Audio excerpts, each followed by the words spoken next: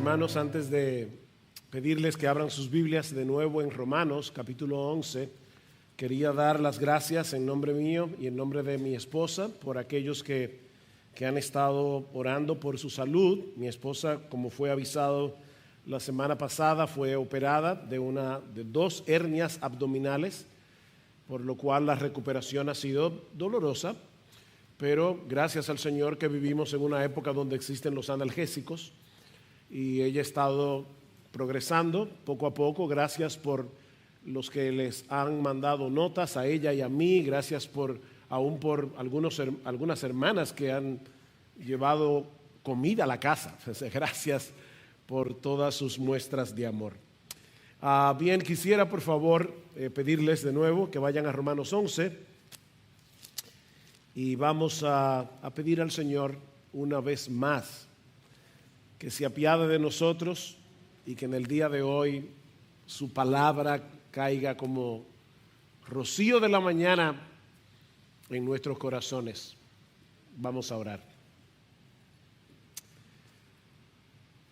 Oh Padre bueno, es tan dulce alabar tu nombre y recordar que el Cordero es digno y recordar que tú reinas. Oh Señor, los hombres gritan, levantan sus manos contra ti, pero no hay ejército que pueda darte un golpe de estado. Tú eres rey y seguirás siendo rey por los siglos de los siglos. Señor, envía tu Espíritu Santo hoy y bendice tu palabra predicada. Oh Señor, ven y revélanos lo que tú quieres enseñarnos a través de este pasaje de tu palabra. Ayúdanos, oh Señor, a predicar no con un corazón controversial, sino pastoral. Ven y háblanos, oh Señor, porque te lo pedimos en Cristo y para su gloria. Amén y amén. Por razones providenciales, hace unas semanas que nos vimos en la necesidad de suspender nuestra serie expositiva en la carta de Pablo a los romanos. Y nos encontrábamos en medio de una sección en la que Pablo está tratando con el problema de la incredulidad generalizada de la nación de Israel. Israel es el pueblo que fue escogido por Dios para ser los recipientes primarios de la promesa de salvación en Cristo a través del pacto que Dios hizo con Abraham. De hecho, desde el principio de la carta, Pablo enfatiza la importancia que Dios le da a los judíos en sus propósitos redentores. Recuerden Romanos capítulo 1, versículo 16, dice que el evangelio es poder de Dios para salvación a todo aquel que cree, y Pablo añade al judío primeramente y también al griego, a los gentiles.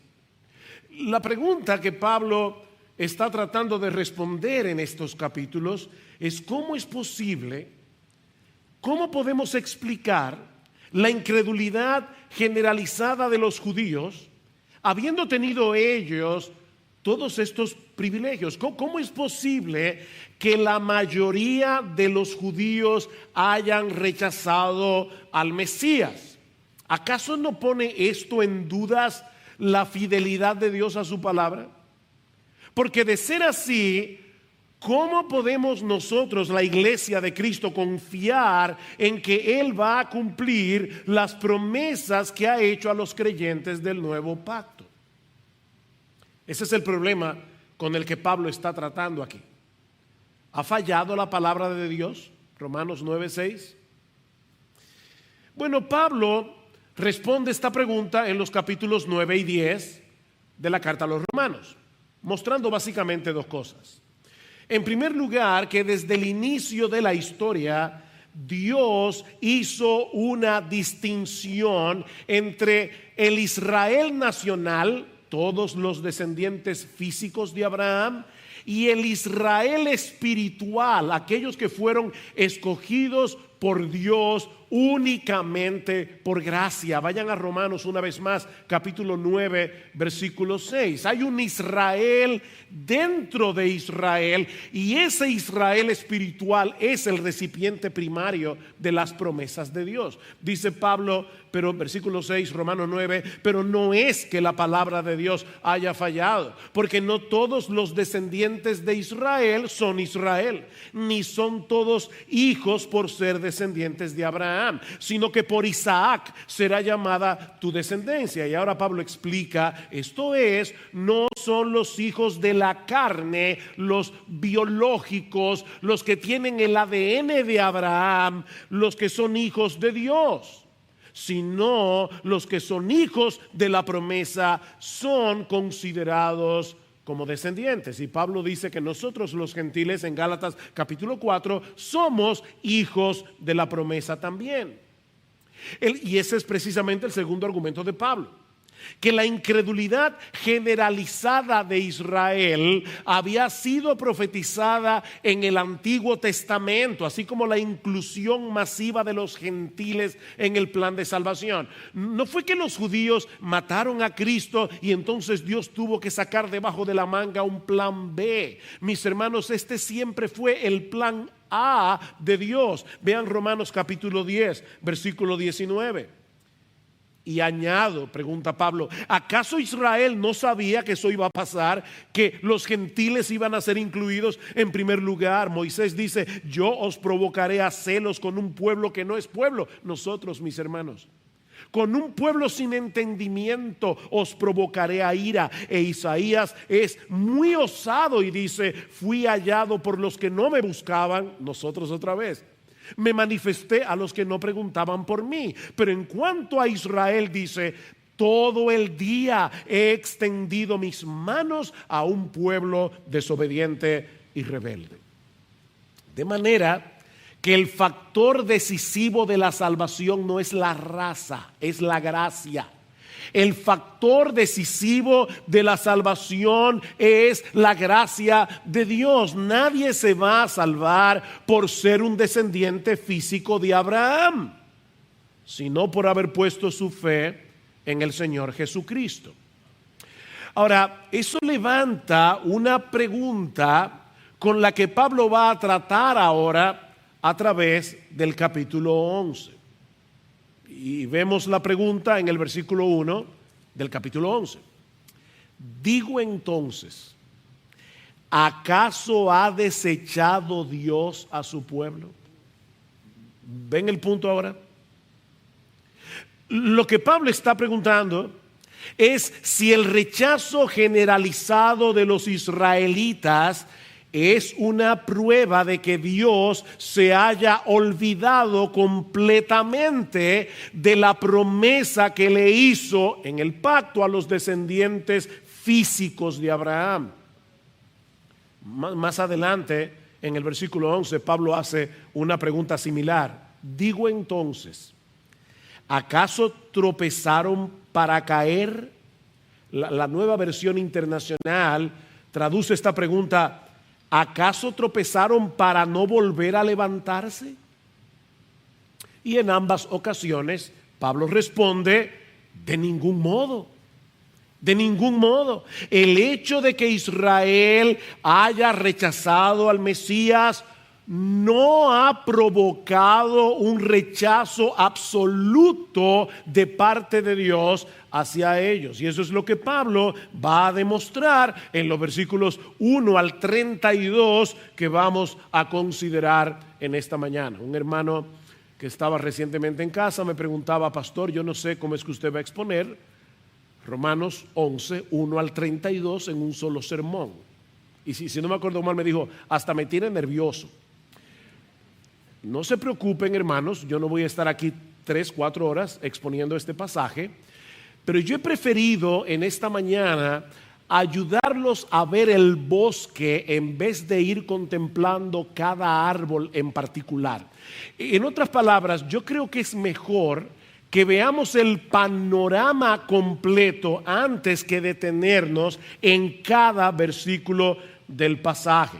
Ahora, antes de considerar el contenido de esta sección de la carta, es pertinente hacer una aclaración, porque yo sé, mis hermanos, estoy consciente de que muchos que me van a estar escuchando hoy, no solamente aquí, sino también a través de la internet, probablemente tengan ciertos prejuicios. Así que déjenme aclarar esto de entrada. Muchos buenos creyentes a quienes yo amo y admiro, entienden que al final de esta era evangélica habrá una conversión masiva de israelitas previo a la segunda venida de Cristo o relacionada de alguna forma con ese evento. Y el texto clave que ellos usan para probarlo es precisamente el capítulo 11 de Romanos. Bueno, yo quiero decir de entrada, y de verdad, hermanos, con todo respeto, mi deseo en esta mañana no es entrar en polémicas innecesarias, pero yo difiero, y muchos otros, de esa interpretación. Y yo creo más bien que Pablo se está refiriendo en este capítulo a lo que Dios ha estado haciendo con los israelitas escogidos a lo largo de toda la historia. Yo no creo que Pablo está pensando en el futuro, sino en su presente y por ende en nuestro presente. Voy a repetir eso otra vez, hermanos, porque es la clave para entender este mensaje. Yo no creo que Pablo está hablando de un futuro distante, sino de una obra de salvación que comenzó en el primer siglo y que va a continuar a través de la historia hasta que nuestro bendito, glorioso Señor y Salvador Jesucristo regrese en gloria. Podemos dividir la respuesta de Pablo en este pasaje en tres partes. Versículos 1 al 10, versículos 11 al 24, versículos 25 al 32. Son tres porciones que vamos a ver en esta mañana. Ahí está el bosque. Bien, primera parte de la respuesta de Pablo es que por más generalizada que sea la incredulidad de los judíos, Dios siempre se ha reservado un remanente escogido por gracia. De hecho, la palabra remanente ya ha aparecido más de una vez en esta porción de la carta. Y para aquellos que no entienden o no están familiarizados con esta palabra, un remanente es una parte de un todo. Una parte, es como que tengamos aquí 5,000 personas y el remanente serían unos 15, 20, 30, no sé cuántos, pero es una parte de un todo, es lo que queda de algo. Ese es el remanente. Vean el versículo 1 otra vez. Y vayan viendo el argumento de Pablo. Digo entonces, ¿acaso ha desechado Dios a su pueblo? De ningún modo, porque yo también soy israelita, descendiente de Abraham, de la tribu de Benjamín. La conversión de Pablo era una prueba tangible de que Dios no había rechazado completamente a su pueblo. ¿Por qué? Porque él era judío. Él era judío de nacimiento, descendiente de Abraham, de la tribu de Benjamín. Él era parte de ese remanente que Dios había prometido salvar de la nación de Israel, a pesar de la generalizada incredulidad de los judíos. Y para mostrar que su caso no era único, ahora Pablo hace una comparación con lo que estaba sucediendo en el tiempo de Elías en la nación de Israel. Vean el versículo 2. Dios no ha desechado a su pueblo al cual conoció con anterioridad. Y esa palabra se usa en Romanos 8 para hablar de la elección divina. Dios ha amado a su pueblo elegido. ¿O no sabéis lo que dice la Escritura en el pasaje sobre Elías? ¿Cómo suplica a Dios contra Israel? Señor, han dado muerte a tus profetas, han derribado a tus altares, y solo yo he quedado y atentan contra mi vida. En la época de Elías había una incredulidad generalizada en la nación de Israel, lo mismo que en los días del apóstol Pablo. Era un tiempo de mucha oscuridad espiritual. Se había desatado tal persecución contra los profetas fieles del Señor que Elías llegó a pensar que él era el único que quedaba. Señor, solo yo he quedado, todos han apostatado. Pero Dios le hizo ver a Elías que a pesar de la infidelidad de la nación, él no los había desechado completamente. Vean el versículo 4.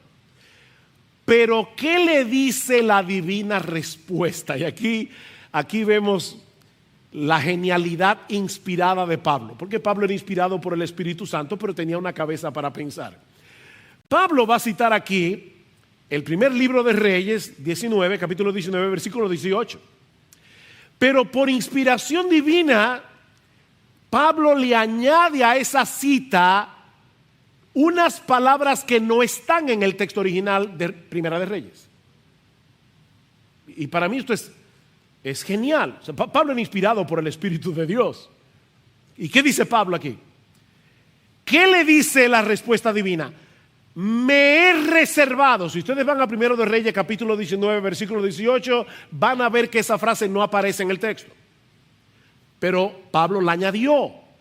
Me he reservado 7,000 hombres que no han doblado rodillas a Baal. ¿Por qué Pablo añadió estas palabras? Para probar que es Dios el que ha decidido reservarse un remanente escogido por gracia.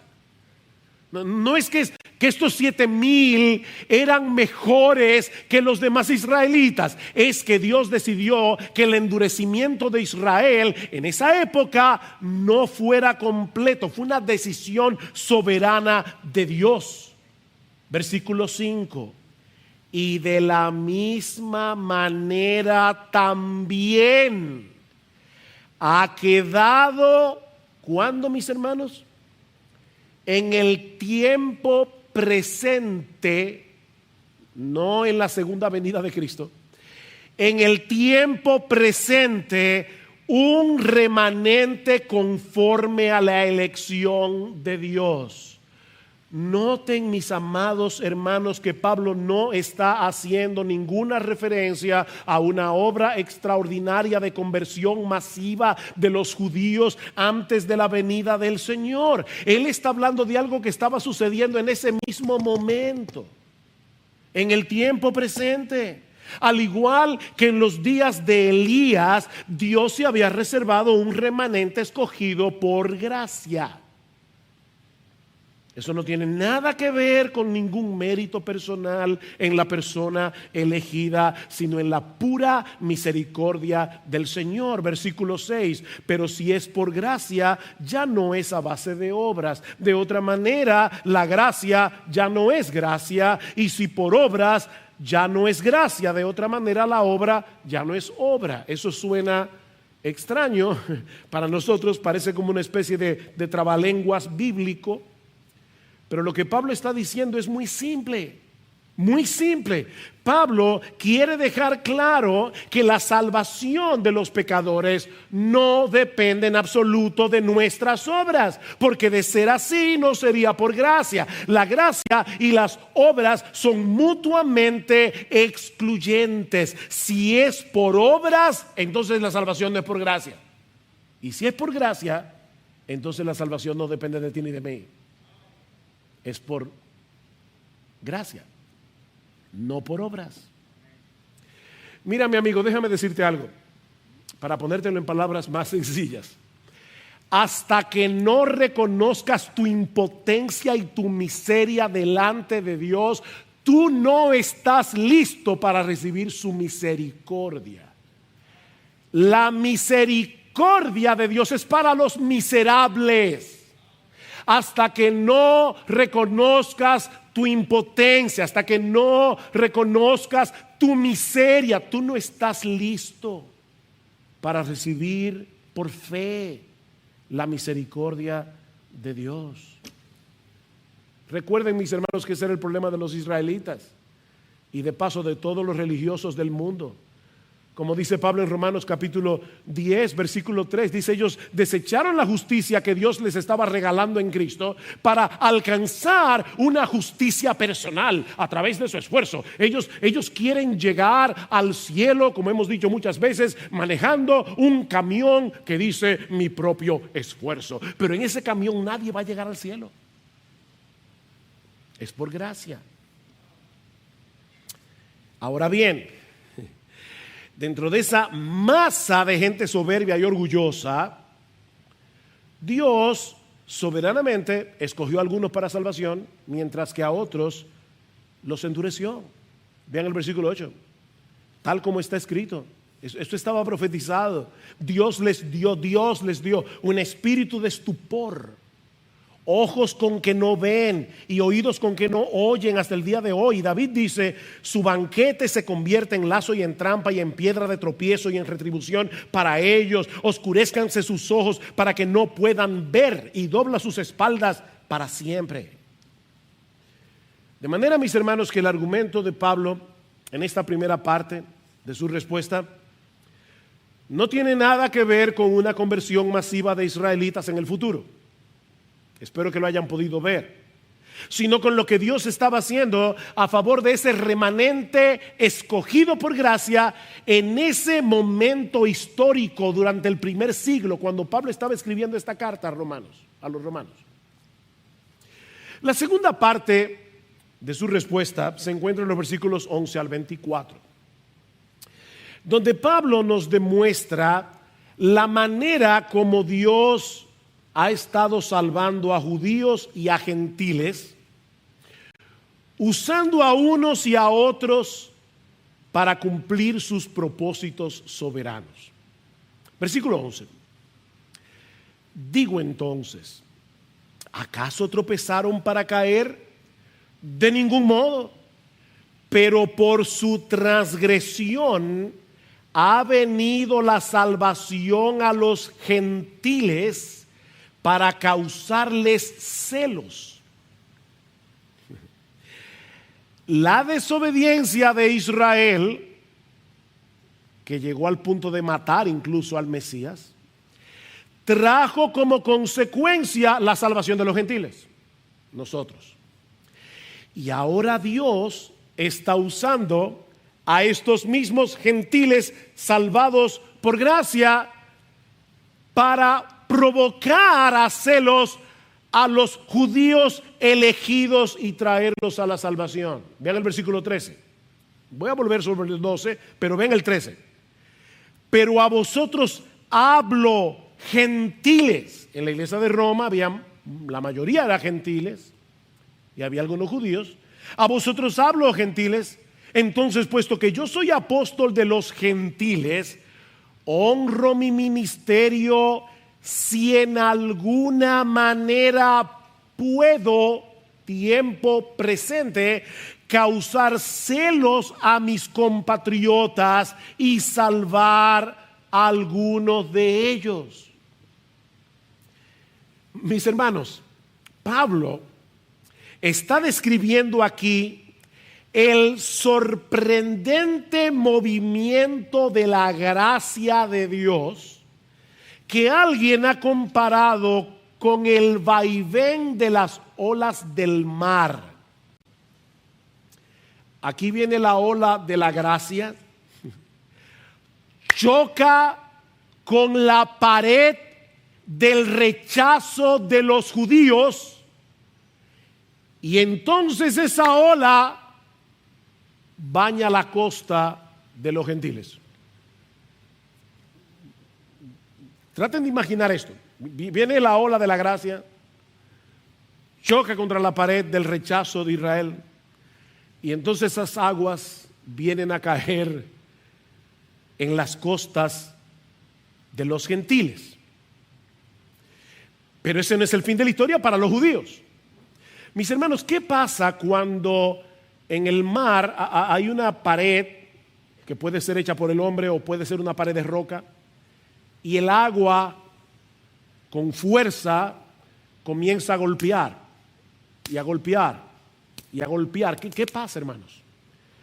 Que va erosionando la pared la va craqueando. Yo no sé cómo usar una palabra más bonita, pero se va, ¿cómo se diría? Craqueando, se va erosionando, se va haciendo grietas en esa pared hasta que probablemente se caiga.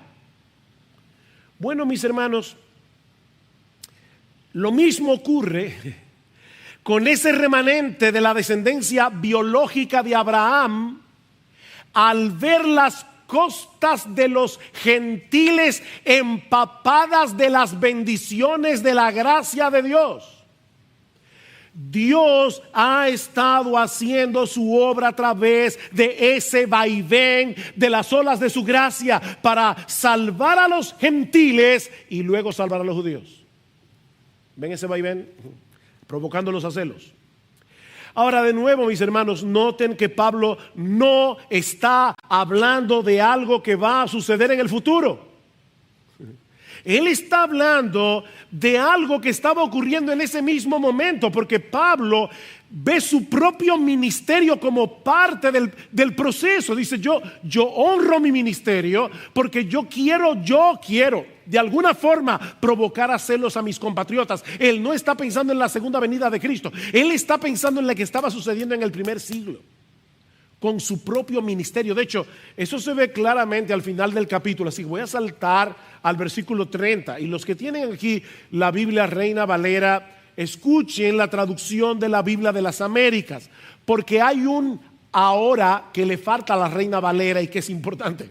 Escuchen lo que dice Pablo, versículo 30 de Romanos 11. Pues así como vosotros los gentiles en otro tiempo fuisteis desobedientes a Dios, pero ahora se os ha mostrado misericordia por razón de la desobediencia de ellos, así también ahora estos han sido los judíos desobedientes, para que por la misericordia mostrada a vosotros, también a ellos ahora les sea mostrada misericordia.